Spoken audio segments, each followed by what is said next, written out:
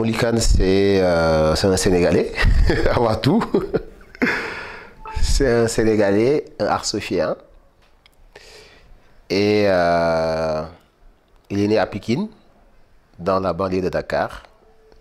Grandi à Guinaw Rail. Et qui a fait son enfance à Pikine, comme tous les jeunes. Qui a fait ses études au Sénégal, à Pikine, avant de partir en France. Et qui a évolué dans ce qu'on appelle le mouvement ciné-banlieue, le ciné-club de ciné-banlieue, qui était porté par 20 étudiants, une vingtaine d'étudiants, et notre faux professeur Abdelaziz Boye. En réalité, ou en bref, Mouli, c'est un jeune auteur-réalisateur sénégalais. J'ai fait un parcours cinématographique qui débute officiellement au mois de mai 2011 à Cannes, parce que c'est ce jour-là que le monde entier me découvre pour la première fois avec mon film Mouli. Mais avant ça, j'ai été à Ciné Banlieue, où j'ai appris le cinéma avec mes camarades, sous l'aide d'Abdelaziz Boye. Après, j'ai pu faire mon premier court-métrage, Mouli, qui m'a ouvert en fait les portes, qui m'a permis de voyager et de faire circuler mon film. Et sur ces voyages, il y a eu Cannes, et le film a connu là-bas un succès, grâce à la réalisatrice Ezane Palsi, qui avait produit le film. Après cela, il a été au FESPACO, au Burkina Faso. C'est ce parcours-là qui m'a permis aussi d'accéder à la FEMIS, et un programme exclusivement réservé aux étudiants étrangers qui sont des auteurs. Après, j'ai pu aller en Martinique pour 2 ans à l'université des Antilles-Guyane de Fort-de-France, à Selcher, durant 2 ans, en 2014 jusqu'en 2016. Je suis revenu au Sénégal, j'ai fait mon Morona, mon deuxième court-métrage fiction, qui aussi a connu un parcours extraordinaire, qui est un combat de femmes, qui parle sur le viol. Après, j'ai réalisé mon troisième court-métrage, Gombi, sur l'immigration, le retour difficile des jeunes Africains, qui a connu aussi un incroyable succès à Côte d'Ivoire, en Côte d'Ivoire, avant de faire le plus récent, Les Tissus Blancs, Serbie, qui vient de sortir l'année dernière, qui a aussi connu un grand succès.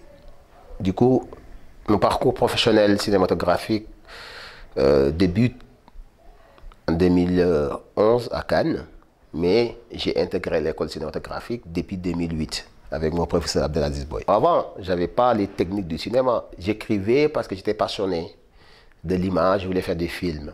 Je ne savais pas où, comment. Et j'étais, comme on dit en Wolof, dans ma dëgëroon fit. J'écrivais comme je voulais, comme je le sentais. Et après cette formation avec M. Boye, là, il m'a donné les clés pour réécrire l'histoire. Je l'ai réécrit en se basant sur ce qu'il m'a appris pour le rendre plus cinématographique. Et l'histoire parle du handicap. Ça, c'est l'espoir, l'intégrité, tu vois, rester debout. Et ça a été, je l'ai porté. Comme auteur et acteur dans le film, j'ai été l'acteur du film. Et ça a touché en tout cas beaucoup de public. Parce que quand tu enlèves le handicap dans ce film-là, tu peux mettre noir, tu peux mettre juif, tu peux mettre femme, tu vois, tu peux mettre tout ce que tu veux. C'est un combat d'une personne qui veut qu'on respecte ses droits et qu'on le traite comme les autres, et que les gens ne veulent pas le traiter comme les autres parce que tout simplement ils voient que c'est une personne en situation de handicap. Il n'a pas le droit d'accéder au travail, d'accéder aux loisirs, d'accéder au minimum vital, quoi. Voilà, c'est ça qui a touché, en tout cas sur le plan thématique, c'est ça qui a touché le public.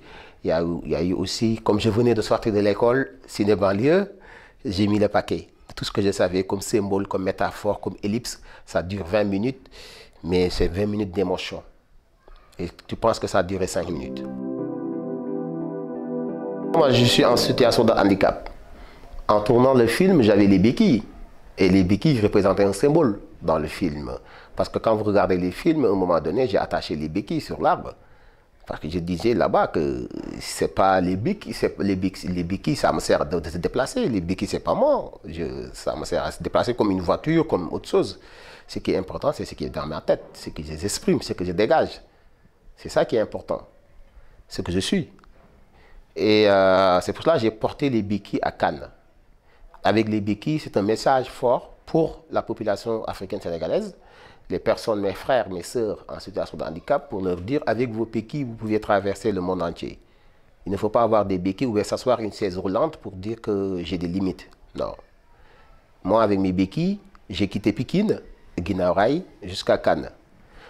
Effectivement, auparavant, je me déplaçais avec des béquilles. Mais là, il y a une belle histoire qui s'est produite à Cannes. Ma productrice, qui est ma marraine, Zane Palsy, ma mère, à Cannes, elle m'a découvert au Sénégal. J'avais des béquilles. Elle me voyait se déplacer. Lors de mon tournage, elle a vu les rushs, elle a vu les offs du tournage, tout ça. Dans sa tête, c'est une brave femme. Elle a compris qu'avec les béquilles, c'était très dur. Tu vois, je portais toute une équipe avec mes béquilles.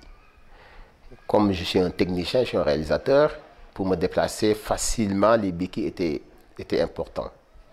La prothèse était importante. Et du coup, elle m'a fait une surprise. Je n'étais pas au courant. Je suis venu à Cannes avec mon ami Ousmane, que j'appelle ma jambe gauche. On est arrivé à Cannes, on a fait la montée des marches, on a montré mon film parce qu'on rendait hommage à Zane Palsy. Et le jour qu'on a montré mon film, on m'a invité à venir, j'étais dans la salle, à venir parler avec le public.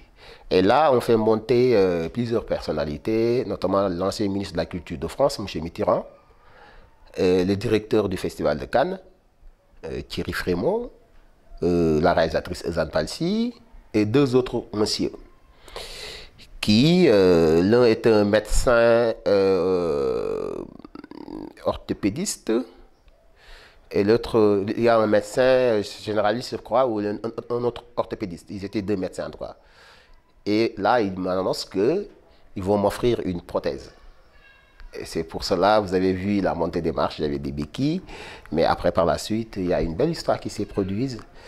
Ils m'ont appareillé, ils m'ont amené en France. Je suis reparti en France pendant un mois où ils m'ont fait remarcher, en fait. Parce que je suis resté plus de 20 ans sans marcher.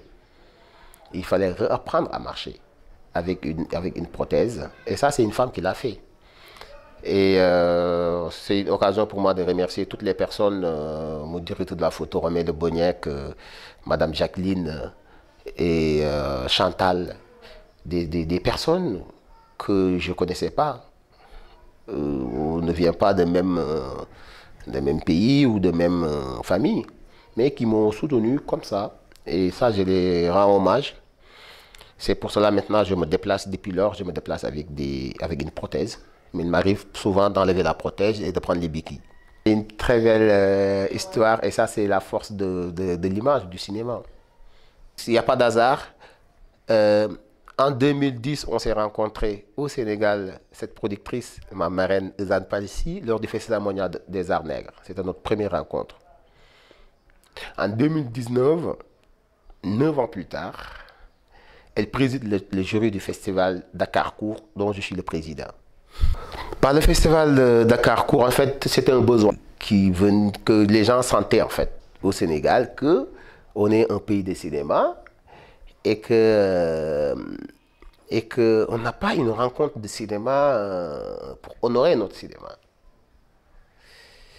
Et moi, chaque fois que je voyageais avec mes films, les gens me demandaient où sont les films sénégalais, où on peut les voir, quand est-ce qu'on peut venir au Sénégal? Parce que nous, on voyage, mais les gens ne viennent pas chez nous. Pourtant, chez nous, nous avons des ciné-clubs et les jeunes produisent énormément de films à travers leur petite caméra, une petite équipe, ils font des films. Et parfois, quand tu regardes ce qu'ils font, tu vois qu'en fait, parfois, il y a des chefs-d'œuvre. Mais il n'y a pas un moyen où on peut valoriser ce travail des jeunes. Et moi, j'ai été interpellé par ça, parce que moi-même, j'ai vécu ça. C'est par là que j'ai discuté avec des gens, tu vois, notamment des autorités sénégalaises, françaises aussi, basées au Sénégal, M. Moustapha Samb, qui lui a compris aussi ça, parce que il avait constaté ça, il travaille à l'Institut français. C'est lui qui montrait nos films à l'Institut. Mes proches amis, réalisateurs, réalisatrices, qui m'ont dit, bah, c'est une belle idée, il faut y aller. Mais comme au Sénégal, souvent nous avons des belles idées, nous écrivons les plus beaux scénarios, nous faisons des études sur tout, qui sont des études extraordinaires. Si on les mettait en exercice, tout de suite on va réussir, et souvent on le range dans les tiroirs. Ben, avec Mouli, c'est pas comme ça. Quand je rêve de quelque chose, je dis c'est possible. Ben, j'ai réuni mes proches. J'ai dit, bah, ce qu'on va faire, on va monter déjà un festival. Mais ce festival va être porté par une association. Comme j'avais monté des petits ciné-clubs un peu partout, en banlieue et dans les régions, j'ai demandé à tous ces jeunes-là de se réunir autour d'un cadre. Et le cadre, c'est Cinémarec. Et ensemble, nous allons bâtir le festival. Et ils m'ont suivi. Il y a des indépendants qui ne font pas partie des ciné-clubs qui étaient venus me suivre dans cette aventure. Mais la première édition, c'était très, très difficile. Parce que beaucoup d'entre nous n'étaient pas dans... Parce que le monde du réalisateur et le monde de l'organisation de festival, c'est deux mondes différents. Tu vois, mais la chance que j'avais, c'est que je viens du monde associatif. Parce que j'ai été dans l'association des personnes handicapées de ma commune, à Pikine, Guinaw Rail. J'ai été dans l'association des fédérations des personnes handicapées du Sénégal, où j'étais un membre simple, mais très actif. Je connaissais un petit peu l'organisation. Et souvent, il m'a donné la chance de porter de certaines responsabilités très jeunes. Et ça m'a permis d'organiser les festivals. Et les autorités françaises, l'Institut français, la direction du cinéma sénégalais, et beaucoup de partenaires au niveau international nous ont fait confiance, ils nous ont suivis. Et ça a donné cette belle aventure qui est Dakar. Bah, les projets à long terme, c'est continuer de travailler sur ce festival, parce que j'ai un objectif pour ce festival. C'est un festival de court-métrage fiction ouvert pour l'Afrique et sa diaspora, exclusivement réservé aux films de court-métrage fiction. J'aimerais que ce festival, les années à venir, d'ici 10 ans, soit un rendez-vous incontournable dans le paysage cinématographique africain. Ça, c'est mon travail. Je suis en train d'y travailler avec une équipe. Ça, c'est un. Deuxièmement, je travaille sur mon long métrage. Je développe un long métrage. Je suis en train de l'écrire depuis très longtemps. Il y a aussi formaliser, accompagner les ciné-clubs. Parce qu'actuellement, les ciné-clubs, il y a énormément de ciné-clubs au Sénégal, mais il manque d'équipement. Et ils sont tous rattachés à Cinémarec. Et du coup, dans nos projets à Cinémarec, on aimerait bien équiper en tout cas les ciné-clubs pour leur permettre, parce qu'ils sont dans les régions. Il y a le ciné-club de Sine Saloum, je serai à Kaolack dans moins d'une semaine pour aller soutenir un des membres du ciné-club qui travaille sur son premier court-métrage fiction, appuyé par le Grec en France, qui est un producteur. Et il y a le ciné-club de Ziguinchor, le ciné Ziguinchor, le ciné-club de Thiès, il y a le ciné-club de Tivaouane Peulh, le ciné-club de ciné-banlieue, de ciné-UCAD. Tous ces ciné-clubs sont au Sénégal. Je coordonne, mais il manque d'équipement.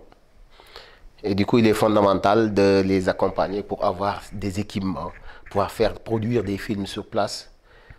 En tout cas, ces 3 projets font partie des projets, en tout cas professionnels, qui me tiennent à cœur.